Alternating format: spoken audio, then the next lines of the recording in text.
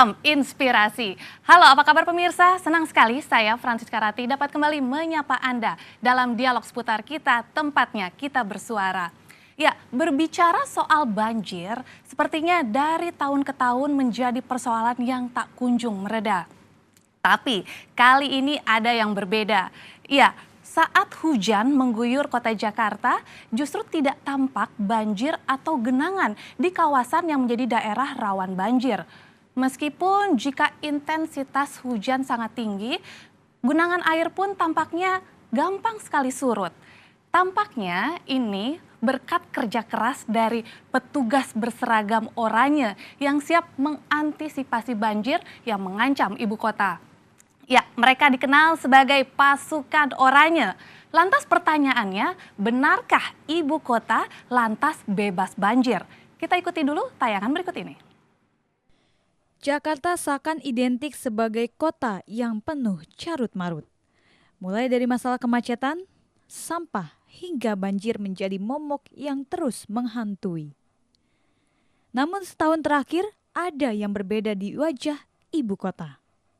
Biasanya, kala hujan mengguyur banjir dan genangan langsung melanda Jakarta. Kali ini, hujan deras tak lagi membuat trauma.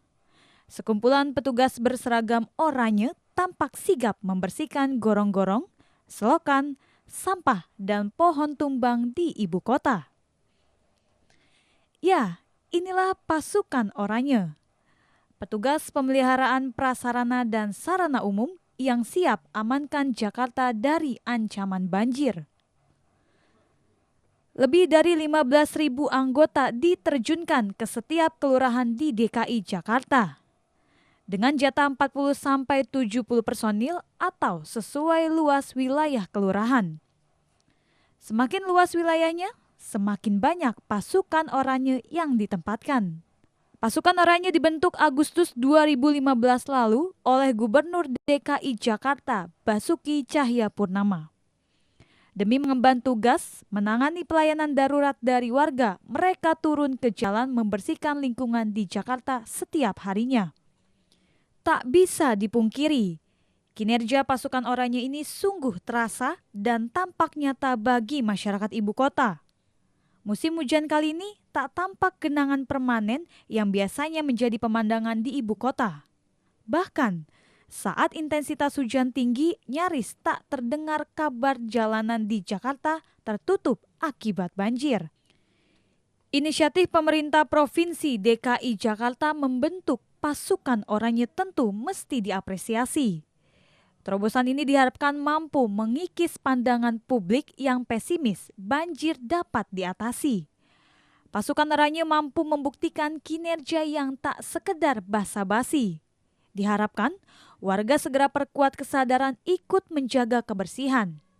Selamatkan lingkungan dari setiap sampah dan genangan. Selamat bertugas untuk pasukan oranye ibu kota DKI Jakarta. Tim redaksi Seputar Kita INTV Jakarta. Ya, tentunya untuk membahas lebih lanjut tema kita malam hari ini sudah hadir Bapak Bayu Dirgantara selaku Kepala Biro Tata Pemerintahan. Halo Pak, salam inspirasi. Salam inspirasi. Ya. Dan juga Bang Dori Herlambang selaku aktivis perkotaan. Salam inspirasi Bang Dori. Ya. Dan pastinya anggota pasukan oranye Bapak Jajuli. Salam inspirasi Pak. Oke. Nah, ini kita melihat apakah benar Jakarta bebas banjir? Tapi sebelumnya saya ingin tahu dulu, siapa sebenarnya pasukan oranye itu apa Pak? Ya, baik Mbak. Jadi mungkin saya jelaskan bahwa pembentukan petugas PPSU ya, petugas penanganan sarana prasarana umum yang ada di kelurahan itu didasarkan Pergub 169 tahun 2015. Ya. Yang memang dasarnya adalah keinginan gubernur untuk bagaimana memelihara sarana prasarana kota awal seperti itu. Karena memang sarana prasarana kota pada saat itu memang perlu lebih ditingkatkan. Sehingga dibentuklah petugas PPSU ini di tiap kelurahan yang jumlahnya antara 40 sampai dengan 70 orang setiap kelurahannya. Dengan demikian petugas ini petugas yang unskilled dan yang memang standby di kelurahan. Mereka bertugas dalam 7 hari itu 6 hari kerja dan 1 harinya 7 jam. dari mulai jam 8 sampai jam 3 pembagiannya, kemudian jam 3 sampai dengan pukul 23. Jadi ada standby di kelurahan. Jadi apabila sewaktu-waktu memang ada sesuatu yang harus ditangani di level kelurahan dan itu memang perlu penanganan segera, maka teman-teman petugas PPSU inilah yang menjalankan. Tugas utamanya apa, Pak Bayu? Ya, pemeliharaan sarana prasarana umum. Jadi tidak hanya tadi disampaikan selokan. Ada jalan berlubang, Pak Lurah pun punya kewenangan untuk menambah jalan berlubang yang skalanya lebih kurang dari 0,5 meter, 0,5 meter. Jadi itu bisa dilakukan. Dan Pak Lurah sudah disiapkan sarana prasarananya seperti pasir, semen, dan itu bisa langsung dibeli oleh Lurah.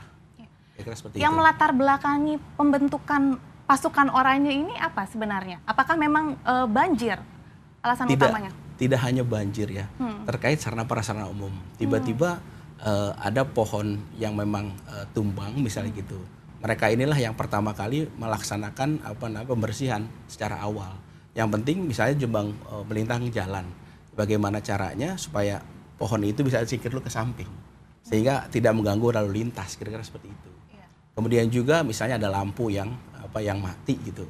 Bagaimana diupayakan supaya itu bisa lampu bisa menyala dulu untuk kepentingan masyarakat. Oh, jadi tugasnya bisa berkembang ke sana bisa, juga ya? Terkait dengan penanganan sarana prasarana umum. Termasuk juga misalnya kebersihannya gitu. Ada sesuatu kebersihan, misalnya sekarang kan model pelaporan bisa melalui Jakarta Smart Misty, melalui Clue gitu kan. Begitu warga menyampaikan keluhannya melalui Clue dan itu bisa langsung ditangani oleh para lurah. Kira-kira seperti itu. Kira-kira kapan ini dibentuknya waktu itu? Ini tadi sudah disampaikan bahwa ini dibentuk di bulan Agustus tahun 2015. Pada bulan Agustus 2015 ya. Gitu. Memang saat itu diprakarasai oleh langsung Pak Gubernur sendiri ya.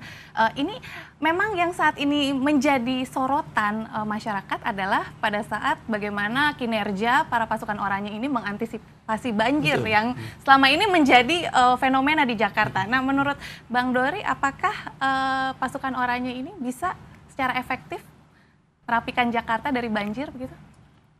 Oke,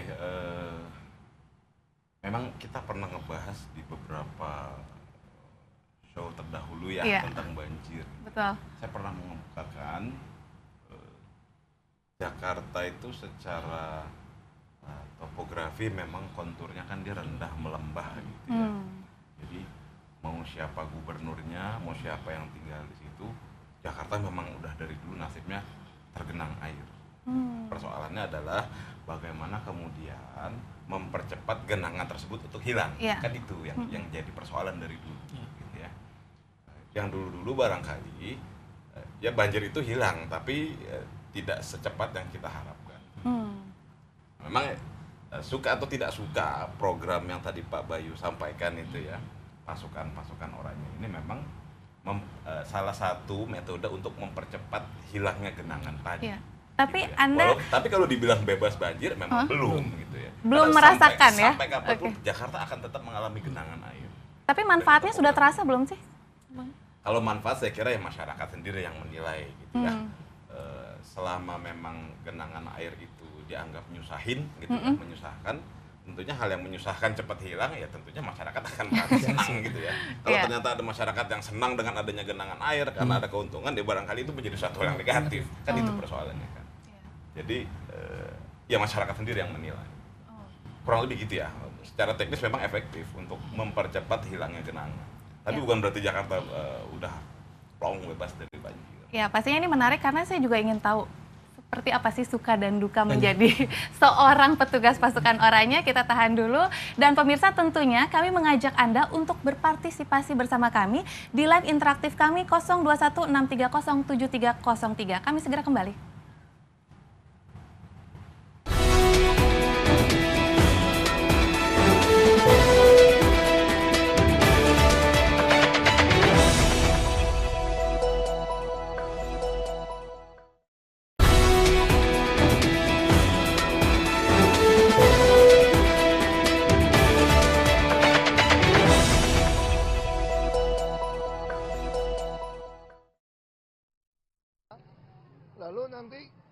Gubernur DKI Jakarta Basuki Cahayapurnama menjamin tahun ini Jakarta tidak akan terkena banjir parah seperti tahun-tahun sebelumnya.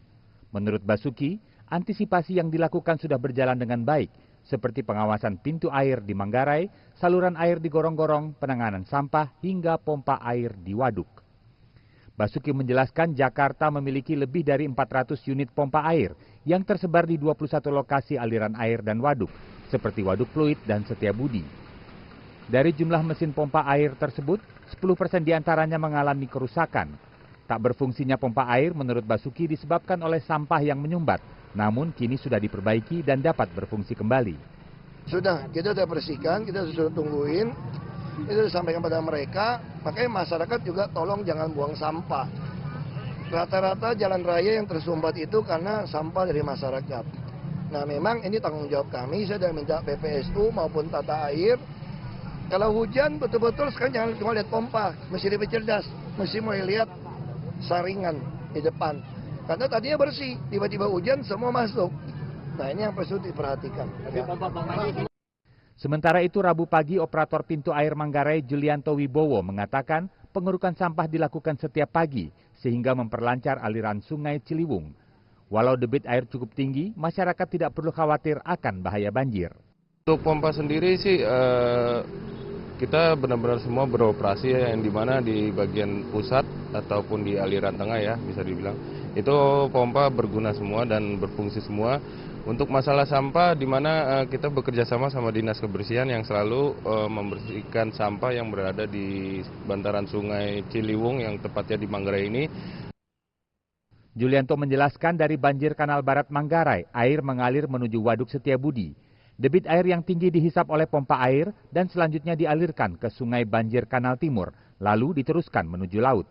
Julianto menambahkan untuk mencegah pendangkalan sungai, diperlukan optimalisasi pompa untuk memperlancar aliran air dan penurunan alat berat untuk menggali sedimentasi. Dari Jakarta, Garnis Giani, Egan Surya Hartaji, Kantor Berita Antara, mewartakan. Ya, terima kasih Anda masih bersama kami di Dialog Seputar Kita, tempatnya kita bersuara. Pak Gubernur sangat optimis Jakarta akan bebas dari banjir menurut Bang Dori. Apakah optimisme ini bisa menjadi realita begitu? Belum pernah ada kalimat yang mengatakan Jakarta tidak banjir sama sekali. Belum pernah ada gubernur manapun. Bahwa kemudian mempercepat hilangnya genangan air, ya. Kalau tadi dikatakan oleh beritanya tidak banjir parah, artinya bukan berarti tidak banjir sama sekali. Ya. Saya kira gubernur manapun sebaiknya tidak mengklaim untuk tujuan apapun gitu ya, bahwa Jakarta akan bebas sama sekali dari banjir.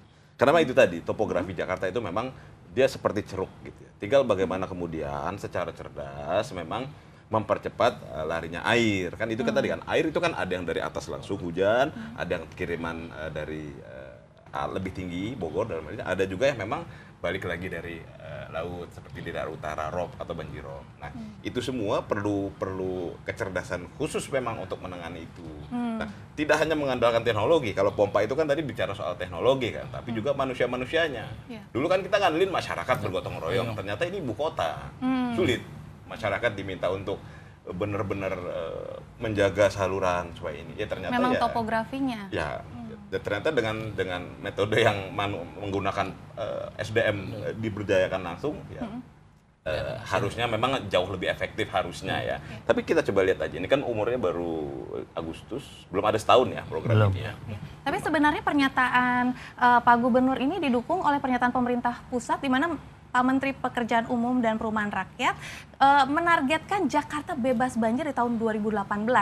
Dengan catatan normalisasi dan pembangunan sodetan Kali Ciliwung rampung sesuai dengan ekspektasi. Ya, itu tadi. Ya. Makanya kecerdasannya tadi tidak hanya kecerdasan satu aspek gitu ya. Teknologi pun tidak hanya sekedar menggunakan alat. Bagaimana kemudian kita menciptakan drainase mulai dari yang tingkatan berbagai tingkatan gitu ya. Banjir seperti banjir Kanal Timur, terus banjir Kanal Barat, terus waduk-waduk di dalam gitu ya. Syukur-syukur memang ada rencana bikin apa itu tanggul apa Pak? Giant Seawall. Giant Seawall. Nah yang seperti itu. Nah, itu proyek-proyek besar seperti itu yang harus ditreatment kepada Jakarta yang topografinya unik ini. Dan itu sebenarnya masih banyak pekerjaan rumah ya yang harus diselesaikan. Ya. Tapi mungkin sebelum kita tanya apa saja sih pekerjaan rumahnya nih ya, Pak, saya pengen nanya dengan Pak Juli dulu nih. Sejak kapan bergabung sebagai petugas pasukan Oranye ini? Sejak tahun kemarin, tahun 2015 itu. Berarti kira-kira sudah berapa bulan nih? Berapa bulan ya? Hampir Agustus sekarang. Sejak awal ini ya? 7 bulan. Sejak awal diresmikan? 7 bulanan lah kurang lebih. Sekitar 7 bulanan. Bagaimana rasanya menjadi petugas atau pasukan Oranye ini? Ya alhamdulillah, kalau untuk ininya ya ada perubahan ya. Kayak hujan besar dulu kan di Petojo Encilek ini, daerah kami ini suka tergenang agak lama. Sampai 2 tangga. Kalau sekarang kan hujan gede, alhamdulillah tidak ada lagi gitu kan, genangan gitu. Ada sebentar tapi lewat gitu. Ada perubahan. Terus kedua juga honornya kan sekarang sesuai lah gitu kan. Oke. Gitu. Kalau boleh tahu berapa sih sekarang? Kalau sekarang 31, Bu. Sesuai UMR ya. Apakah ini yang menjadi pemicu semangat untuk kerja keras, kinerjanya ditingkatkan begitu selama melakukan tugas di lapangan? Enggak juga, maksudnya kan kalau untuk semangatnya ya kita kan menjaga juga lingkungan kampung kita lah gitu kan. Iya. Kelurahan kita gitu kan. Kalau sekarang pas hujan terjadi gitu kan, sesuai 2 shift itu kan, 1 shift misalkan hujan siang langsung tuh mobile lingkar, takutnya ada pohon tumbang, genangan yang kira-kira tali airnya itu mampet, kita bersihkan, pakai mantal kan udah disiapkan sama Pak Lurah. Mantal jas hujan udah diantisipasi, kalau udah gerimis udah kita siap-siap di mobil atau di germo gitu kan, udah ada mantel. Kenapa sih mau jadi pasukan Oranye? Ya karena emang ya ada satu gitu kan, kita kan emang kemampuannya terbatas gitu kan. Kedua, dia kan tanpa, ibaratnya gini, ijazahnya nggak kayak di bank gitu kan, harusnya S1 gitu kan. Kalau Oranye kan SD juga masuk. Oke. Mungkin ya tanpa sekolah juga mungkin ada juga orang itu tanpa sekolah gitu. Istilahnya kerja paling cepat gitu diterimanya gitu. Kedua, kita untuk menjaga kampung kita juga gitu kan. Saya rasakan selama 7 bulan 8 bulan ini ada perubahannya sangat puas lah, sangat baik gitu kan. Cara kerjanya seperti apa sih? Cara Setiap kerjanya kita dibikin 2 shift. Kita shift pertama umpama 20 orang. Kita plotting per zona. Kita kan ada zonanya 8 zona. Ada 3 orang, ada 2 orang, tergantung RW-nya juga. Kalau luas RW-nya misalkan ada 3 RW, kita bikin 2 orang. Sistem plotting. Nanti yang lainnya kita mobile. Kalau ada kayak karung apa gitu kan. Terus ada sampah atau tanah, gundukan tanah gitu kan. Kita bersihkan. Itu khusus yang mobile. Di jalan protokol kayak Cideng Timur, Abdul Muiz, Jati Baru. Kalau yang tidak mobile? Itu khusus di dalam lingkungan wilayah gitu, kayak jalan-jalan kecil lah, kayak buat ke masyarakat gitu kan, ada gang-gang gitu kan. Jadi langsung cek ke lokasi ya, Cek satu lokasi, persatu iya. gitu. Jadi kita di plotting sistemnya. Jadi satu RW itu bisa ada yang 3, tergantung luas RT-nya gitu. RT-nya misalkan 15 RT, kita taruh ada 4 orang. Ada yang 10 RT, kita taruh 3 orang. Jadi sesuai luas RT-nya aja. Nah, selama membersihkan gorong-gorong atau saluran air, apa yang ditemukan nih? Masih banyak sampah? Sampah sih sekarang ya alhamdulillah ya mungkin nggak bakalan habis ya Pak ya. Ya gitu. Ada terus cuman mengurangi gitu. Tapi sejak dibersihkan bagaimana? Sejak dibersihkan ya itu alhamdulillah sekarang biasanya Encilek 8 itu kalau hujan besar pasti dia 30 cm atau 25 cm. Tapi sekarang alhamdulillah hujan besar lewat. Karena kemarin kita ngerjain di Encilek 7 itu sampai ada 2 mingguan kurang lebih. Kan dia gotnya itu emang tidak fungsi gitu kan dulunya. Kita hantem persip itu siang pagi. Tapi sistemnya plotting tetap itu berjalan, tetap Tetap 7 jam. Tetap 8 jam. Oh, 8 jam. Jam 7 sampai jam 3, jam 3 sampai ya istirahat 1 jaman, jam 3 sampai jam 11 malam. Tapi piket ada. Piket kita ambil per shift itu 2 orang. Shift sore 2 orang, shift pagi 2 orang. Jadi 1 malam itu 4 orang. Oke. Antisipasi bila mana jam 11 ke sana kan hujan takutnya nih ada pohon tumbang, terus ada banjir atau kebakaran dan sebagainya. Kalau lah. sekarang surutnya sudah berapa, misalnya apakah masih hitungan hari atau sudah bisa hitungan per jam? Enggak. Kalau sekarang hujan nih misalkan 2 jam. Ya. Ya paling itu berapa menit itu gitu udah langsung surut ya? Surut itu hilang. Cepet kalau sekarang cepet. Kayak contohnya Encek 8 dah, kalau rawannya Kelurahan Petunjuk Selatan itu paling rawan kan Encek 8 aja. Untuk yang lainnya tidak, paling ya tergenang karena dia mampat gitu kan. Kalau yang lainnya misalkan kayak Encek 8 itu dulu paling rawan Encek 8. Kalau Encek 5 gitu. Itu dilakukan sebelum hujan atau memang pada saat hujan langsung terjun ke lapangan? Kita pas terjadi hujan, ada yang mobile, ada yang standby.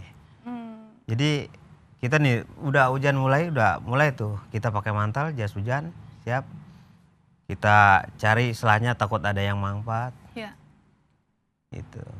Yang lainnya standby bila mana diperlukan gitu. Langsung gerak cepat Gerak ya? cepat Oke. mobile. Pak Bayu, Ya. Saya pengen tanya soal rekrutmen nih. Kira-kira rekrutmennya seperti apa? Mau- Ini ribuan kan? Iya, jadi ada memang 15.000. persyaratannya ada tadi disampaikan oleh petugas kami dari PPSU. Yang kita persyaratkan di situ adalah yang minimal ijazahnya SD. Dan yang paling utama adalah warga sekitar. Oh, oke. Warga sekitar kelurahan penduduk domisili di sekitar kelurahan itu. Perkelurahan itu. Gitu. Jadi memang tidak merekrut jauh-jauh jadi penduduk kelurahan. Tadi disampaikan kalau bisa ada piket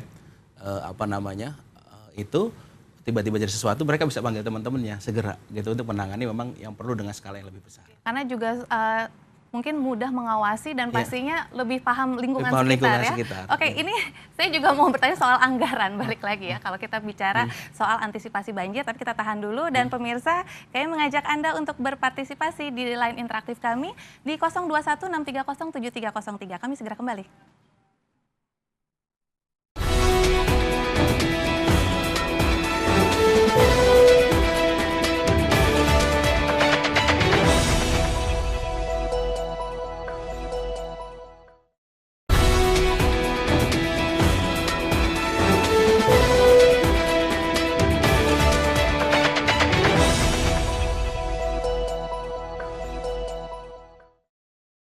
Ya, terima kasih bagi Anda yang masih menyaksikan dialog seputar kita, tempatnya kita bersuara. Saya ingin ke Pak Bayu lagi untuk meneruskan bagaimana tadi cara rekrutmen untuk pasukan oranye ini.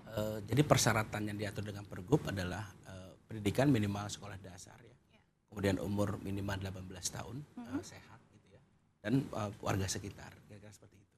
Ya, itu memang untuk memahami lingkungan Lingkungannya. sekitar. Dari masing-masing wilayah akan direkrut berapa orang biasanya?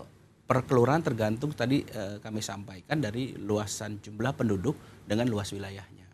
Jadi itu kita membagi, jadi di kelurahan di Jakarta ini rata-rata 40 sampai dengan 70 orang per kelurahan. 40 sampai dengan 70 70 orang per kelurahan. Oke, apakah ada training khusus atau mungkin bimbingan? Ya, awalnya mereka tentu dilatih oleh teman-teman untuk safety bekerja secara aman ya dengan teman-teman dari Dinas Tenaga Kerja. Diajak untuk pelatihan terlebih dahulu. Di training seperti itu gitu ya, karena ini sifatnya unskill yang dasar-dasar untuk bagaimana bisa bekerja secara secara baik dan aman, kira-kira seperti itu. Nah, bagaimana dengan safety-nya? Ibaratnya kan ini pasti pekerjaan yang bisa jadi membahayakan juga pada saat banjir terutama. Kami melalui kelurahan kami lengkapi kelengkapannya gitu. Tadi disampaikan oleh petugas kami seperti jas hujan, kemudian sepatu boot, kemudian alat-alat bekerja seperti cangkul, cangkrang gitu kan, dan alat-alat lainnya kami lengkapi. Termasuk juga untuk kebutuhan-kebutuhan dasar yang bisa untuk sarana prasarana itu. Tadi saya sampaikan terkait dengan misalnya pasir, semen itu sudah tersedia di kelurahan. Gitu. Jadi Pak Lurah langsung bila itu ada jalan berlubang bisa langsung tambal gitu kan yang sesuai dengan skalanya. Nah, Kalau misalnya kita bicara soal anggaran Iya, ya Pak Pak. Bayu, ini langsung dari Pemprov DKI atau Ya, bagaimana? langsung dari Pemprov DKI Jakarta yang kita berikan menjadi anggaran kelurahan sendiri. Oke. Kalau rata-rata mereka 3,1 ya, karena mereka juga dijamin dengan BPJS, Mbak. Oh, langsung BPJS dijamin Kesehatan dengan dan BPJS Tenaga Kerja kami jamin mereka semua. Iya. Itu kami jamin mereka semua, sehingga secara kebutuhan tiba-tiba mereka sakit, mereka tidak perlu keluar uang lagi. Bagi puskesmas sudah relatif bisa tertangani. Gitu. Demikian juga untuk tenaga kerjanya. Kira-kira itu. Jadi secara haknya kita berikan kepada mereka. Jadi langsung digelontorkan ke Ke pihak-pihak kelurahan. Oke. Kelurahan langsung memberikan gajinya secara sistem transfer kepada rekening mereka masing-masing. Oke, semuanya sudah mulai sistematis begitu ya. Udah cashless kita, Mbak. Gitu. Baik, Bang Dori, kalau misalnya kita melihat seperti ini, memang sudah ada anggaran khusus untuk mengantisipasi banjir dan sepertinya memang sudah mulai banyak proyek-proyek yang akan dilaksanakan oleh Pemprov DKI. Tapi sebenarnya apa saja sih pekerjaan yang seharusnya dilakukan nih ke depannya? Karena kalau kita lihat sebenarnya banjir itu masih saja bisa menjadi kendala ya ke depannya. Ya, tentunya pemerintah sebagai stakeholder yang utama ya, untuk mengelola kota secara konseptual sampai teknis gitu ya. Itu mereka bertanggung jawab penuh, apalagi kemudian DKI Jakarta memang punya anggaran yang mumpuni gitu ya. Artinya apapun harus bisa dilakukan untuk tujuan-tujuan positif terhadap warga, terhadap kota gitu ya. Nah, kalau kita bicaranya banjir misalnya, ya tentunya apapun harus bisa dilakukan. Entah itu dengan solusi yang sifatnya teknologi atau proyek besar seperti banjir kanal atau sodetan, atau sampai ke solusi taktis seperti ini, rekrutmen, penciptaan pasukan, ya itu memang harus bisa dilakukan. Nah, cuman memang justru ada kekhawatiran saya seperti ini. Ada dua hal. Yang pertama, apakah ini solusi yang sifatnya taktis sementara atau memang permanen? Gitu ya? Mengingat ini kan memang satu kebijakan, keputusan yang sifatnya non organik ya Pak ya. Pasukan ini non organik, sifatnya tidak struktural. Artinya kalau ternyata nanti gubernurnya ganti, beda lagi kebijakan. Nah, ini yang pertama kekhawatiran saya. Kan ada pendapat yang mengatakan, wah ini dilakukannya jelang tahun suksesi misalkan gitu ya. Apakah itu satu metode untuk dampak yang lain? Nah, ini kan bisa saja publik beropini seperti itu. Tentunya itu harus bisa dijawab oleh pasukan dan pemerintah. Nah, yang kedua adalah kekhawatiran saya, ketika banjir itu bukan bicara soal kita ngusir air, bukan, tapi juga bagaimana perilaku masyarakat. Tadi Pak Gubernur bilang kan, jangan buang sampah. Karena kalau kita lihat banjir mampet, Saringan, ujung-ujungnya sampah juga kan. Nah, yang saya khawatir adalah ketika mereka berpikir, udah ada PPSU ini, buang sampah ya aja buang gitu ya. Itu artinya jadi semakin mengurangi ini ya. Belum lagi kemudian ada yang cemburu, enak bener lu cuman gitu-gitu doang. Ini misalnya digaji segini lu, udah biarin aja deh yang kerja. Kita mah asik aja. Nah, artinya penciptaan pasukan ini apakah dibarengi dengan penyadaran-penyadaran kepada masyarakat secara umum terkait dengan ya entah itu sampah atau apapun segala macam. Jangan sampai fokusnya adalah di PPSU-nya, ternyata tidak menciptakan moralitas yang baik bagi masyarakat terkait dengan banjir atau bencana apapun lah. Gitu ya, kurang lebih ya. Mungkin bisa langsung ditanggapi. Jadi gini Mbak, Mas, model-model kita tidak hanya penerapan ini terkait bagaimana meningkatkan partisipasi masyarakat kami lakukan. Yang namanya teman-teman di kelurahan pun sudah menjadwal kegiatan kerja bakti setiap hari Minggu. Mas boleh pergi ke setiap kelurahan, itu pasti ada kegiatan kerja bakti. Bagaimana meningkatkan partisipasi masyarakat. Dan teman-teman PPSU membantu gitu bersama-sama dengan masyarakat gitu loh untuk menjaga tetap kebersihan lingkungannya. Sekali lagi bahwa PPSU tidak hanya bertugas untuk penanganan banjir tadi kami awal kan dijelaskan di awal terkait dengan bagaimana menangani sarana prasarana kota itu yang diharapkan oleh Pak Gubernur. Namun gitu pertanyaannya adalah apakah ini akan permanen atau hanya bersifat sementara saja? Gini, jadi sekarang diupamakan gini, sekarang merasa nggak sih Jakarta lebih bersih itu saja? Pasti semua rakyat dan masyarakat Jakarta merasakan Jakarta lebih bersih, lebih tertangani sarana prasarananya gitu. Kalau memang ini kebijakan yang baik, ini dilakukan secara terus-menerus kan Saya pikir masyarakat juga akan, karena ini sudah sistem gitu kan, gitu seperti itu masyarakat akan menuntut. Oke, Gitu, mungkin tahan kira-kira dulu nih gitu. Pak Bayu karena sudah ada Ya. penelpon. Halo, seputar kita. Halo. Iya. Putar kita. Iya, dengan siapa di mana, Pak? Dengan Pak Ardi di Jakarta Selatan. Ya, baik. Ada Pak Bayu dan juga Bang Dori dan pastinya Pak Juli. Bayu, ya. Saya mau tanya Pak Bayu nih. Ya. Iya. Pak Bayu, mohon maaf, itu per satu zona ada berapa orang tuh Pak? Zona itu sangat tergantung sekali dengan tadi disampaikan luasan wilayah cakupan kerjanya. Misal tuh RW itu ada 10 RT misalnya. Itu pasti ditempatkan 3-4 Berapa orang. Pak? Antara 3 sampai 4 orang, Pak. Tergantung itu ya. Bisa menanggulangi banjir nggak Pak? Karena kan ini intensitas hujannya kurang belum cukup besar nih Pak. Iya, mohon Kalau maaf. misalnya intensitas hujannya terlalu besar dan memacu kebanjiran, apa orang petugas Bapak yang 3 orang itu bisa mampu untuk menanggulangi banjir gitu loh Pak? Ya. Jadi gini Pak, yang namanya banjir itu memang apa namanya kita harus menjadi perhatian yang nggak terpisahkan kita. Bahwa petugas di kelurahan itu antara 40 sampai dengan 70 orang. Jadi kalau memang apa namanya satu kawasan itu perlu penanganan yang lebih baik, gitu kan, penanganan yang lebih intensif, tentu teman-teman akan memfokuskan di lokasi itu, kira-kira seperti itu Pak. Akan ada penambahan personel. Penambahan personil gitu. Dan itu Pak Lurah bisa minta juga bantuan dengan teman-teman dinas. Karena Pak Gubernur sampaikan yang namanya dinas Ini dan sifatnya permanen apa gimana Pak? ini permanen Pak. Permanen, Sampai Pak, saat ya? ini kita masih Bukan lakukan. hanya, mohon maaf nih Pak, Ya, bukan Pak. hanya terobosan dari Pak Ahok untuk 2018 nanti. Saya pikir ini kebutuhan masyarakat Pak. Gitu. Ini kebutuhan masyarakat gitu. Kebutuhan masyarakat karena kami bagaimana menciptakan layanan lebih baik kepada masyarakat terkait dengan bagaimana menangani sarana prasarana umum yang menjadi tugas kami lakukan itu Pak. Oke, baik. Mungkin terjawab. Satu sisi sih aku salut juga Iya. sebagai warga Jakarta, aku salut atas terobosannya Pak Gubernur ini dengan dihadirkannya pasukan oranye ini, dan mudah-mudahan ini bisa Jakarta bisa banjir itu bisa siap gitu menghadapi banjir nanti, karena mau tidak mau intensitas hujannya ini belum tinggi.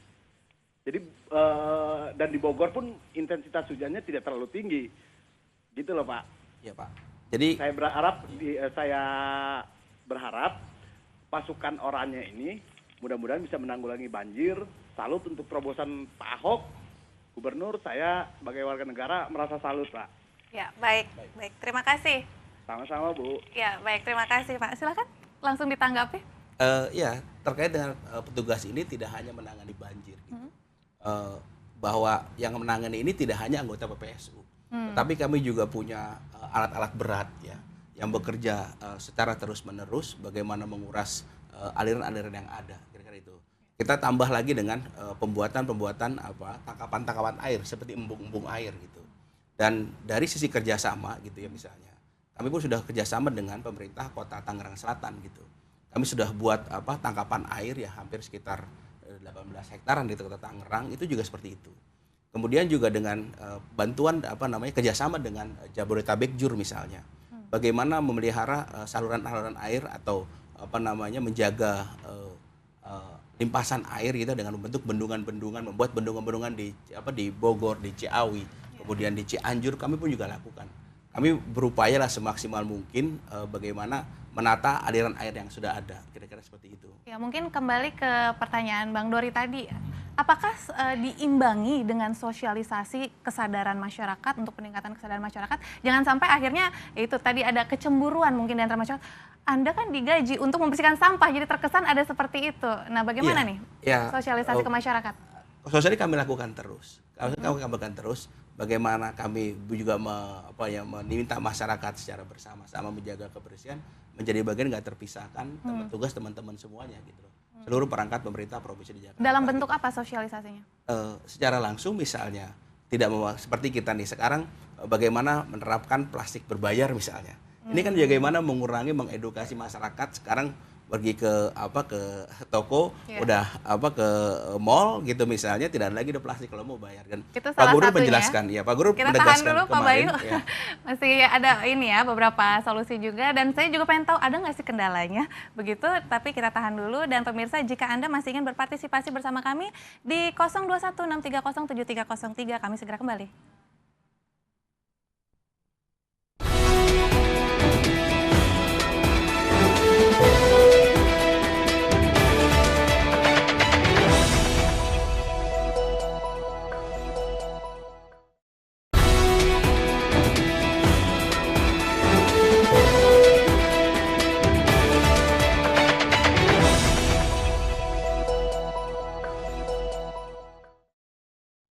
Terima kasih Anda masih menyaksikan dialog seputar kita, tempatnya kita bersuara.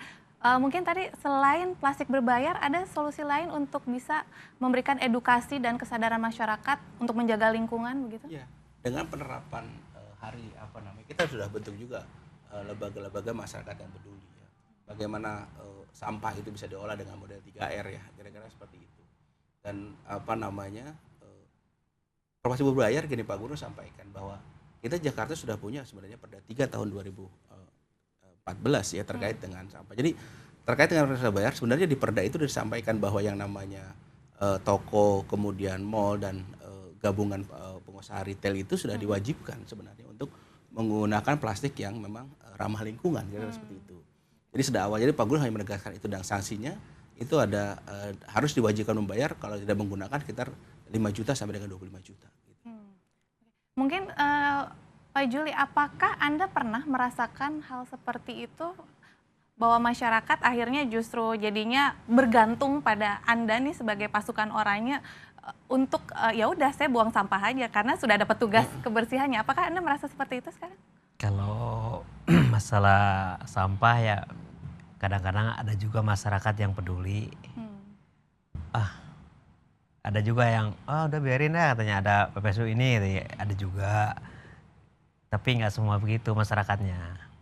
Tapi terkadang kita kan memang sampah itu kan memang dihantam tiap minggu, kerja bakti, rutinitas, jadi tiap hari gitu kan, dihantam tiap hari, dihantam tiap minggu.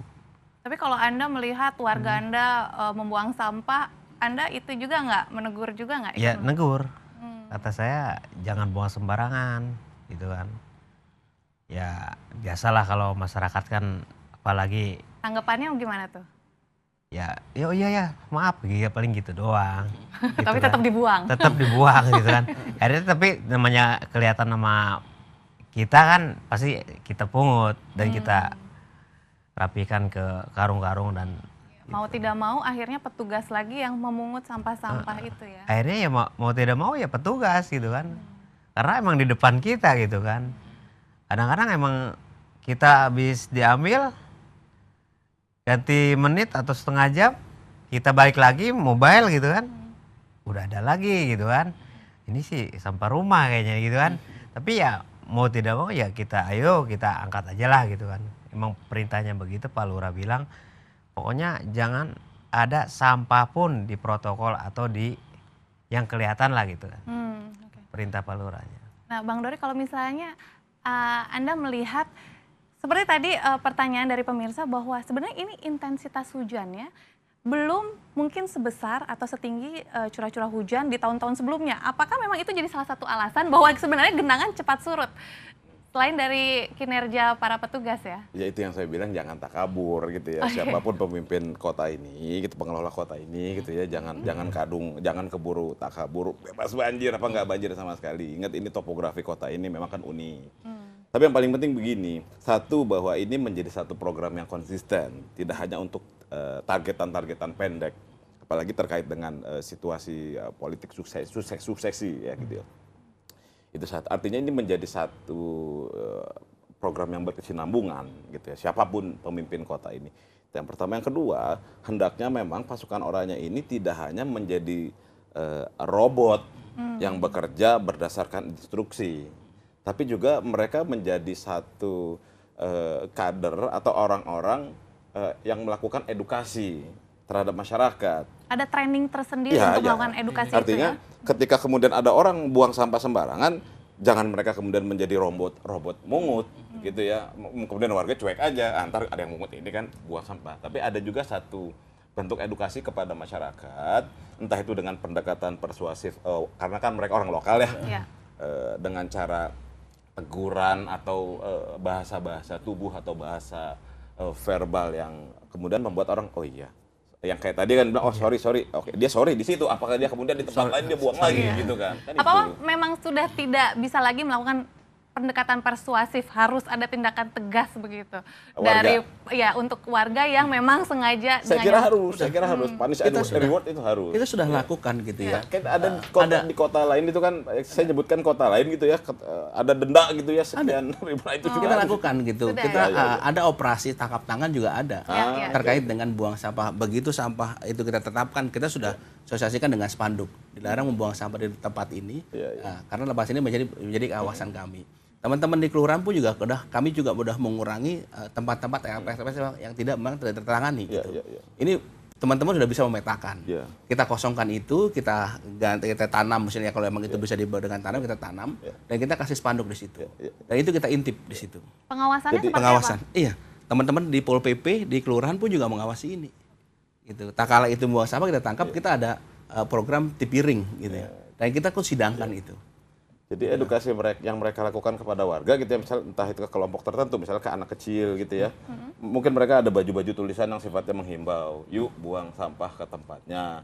Atau yuk, baju-bajunya mereka tidak menjadi robot-robot seperti ini gitu ya. Tapi ada himbauan-himbauan kepada anak-anak SD, anak-anak kecil gitu.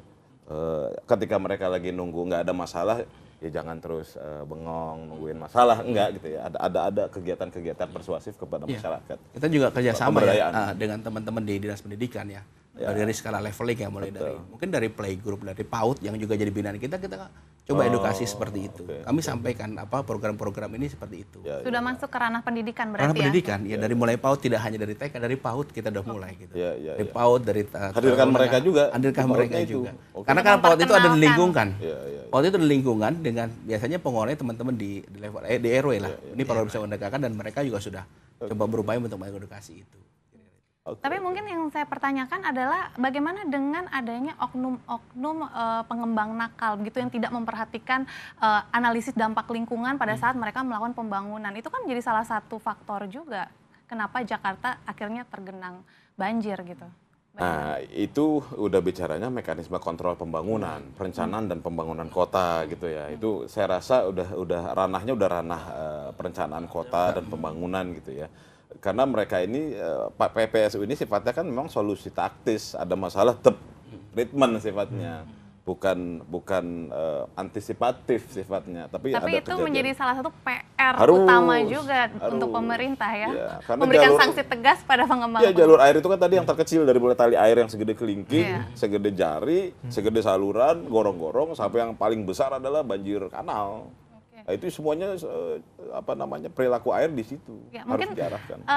Sedikit saja ini Pak Bayu, bagaimana langkah ke depan untuk Pemprov DKI Jakarta sendiri untuk mungkin mengantisipasi banjir-banjir dan menyelesaikan PR-PR yang mungkin masih banyak ke depannya? Iya, kami juga lakukan upaya-upaya untuk bagaimana membuat jalan-jalan sejajar kali atau kita sebut jalan inspeksi. Bahwa masyarakat saat ini mungkin masih ada yang namanya kali, yang namanya sungai itu di belakang rumah gitu. Kita coba terapkan yang seperti di kawasan beberapa tempat ya sudah dilakukan penertiban di bantaran kali, kita buat menjadi jalan inspeksi. Ini menjadi bagian juga untuk bagaimana mengelola atau memperbaiki sistem drainase yang ada. Model side pill gitu kan, side pill yang dilakukan saat ini pun juga bagaimana bisa airan supaya bisa lancar dan sebagainya, kira-kira seperti itu. Ini antisipasi secara menyeluruh kira-kira itu. Ya, Bang Dori, bagaimana antisipasi ke depannya? Apa saja yang harus dilakukan pemerintah ini? Yang jelas program tidak hanya program-program fisik ya. Kalau program fisik saya rasa pemerintah punya segudang rencana ya. Bangun saluran ini, bangun saluran itu, bangun kanal ini, bangun kanal itu. Dan itu kebutuhan anggarannya memang sangat besar dan insya Allah mumpuni harusnya mumpuni. Yang kedua ya seperti ini, program-program kemasyarakatan di level masyarakatnya diberikan edukasi tadi. Kalau yang dilakukan pada PPSU ini kan memang saya melihatnya lebih pada pemberdayaan aparat perangkat pemerintah gitu ya. Saya menganggap mereka tetap aparat pemerintah gitu ya, walaupun bentuknya kontrak atau apapun. Nah ini kan pemberdayaan SDM-nya pemerintah, aparat. Jadi memang masyarakat, pemerintah dan teknologi alat-alat itu memang sangat mempengaruhi bagaimana kota ini hidup dan berjalan dengan baik, tidak menyusahkan penghuninya. Saya kira itu. Harapan Anda mungkin Pak Juli sebelum kita akhiri? Bagi warga agar sadar akan lingkungan? Ya harapan saya semoga warga ya saling membantu lah gitu antara PPSU dan warga. Terus terima kasih juga Pak Gubernur ya. Istilahnya program begini diadakannya PPSU ini kayaknya lebih bagus gitu. Baik, semoga ini terus meningkatkan kinerjanya ya, Pak Jul ya. Iya, satu begitu, kedua supaya ya manjang lah gitu kan ke depannya. Oke. Ya, baik. walaupun ganti gubernur ya umpama gitu, ya mudah-mudahan lanjut gitu kan. Oke, baik. Terima kasih Bapak-bapak, semoga ini menjadi solusi bagaimana banjir akan segera teratasi dan tentunya menjadi percontohan juga untuk wilayah-wilayah lain di luar ibu kota. Terima kasih Bapak-bapak sudah hadir bersama kami di studio. Salam inspirasi. Dan pemirsa, banjir tentunya masih menjadi momok yang terus menghantui. Tantangan bagi negarawan untuk tegas menanggulangi. Warga sungguh butuh kinerja nyata, bukan basa-basi yang sekedar wacana. Inisiatif pemerintah Provinsi DKI patut diapresiasi. Mengikis pandangan pesimis banjir sulit diatasi. Pasukan Oranye sudah membuktikan banjir tak perlu lagi menjadi ancaman. Saatnya kita perkuat kesadaran, menjaga kebersihan demi keselamatan lingkungan. Saya Francisca Rati untuk Seputar Kita, salam inspirasi.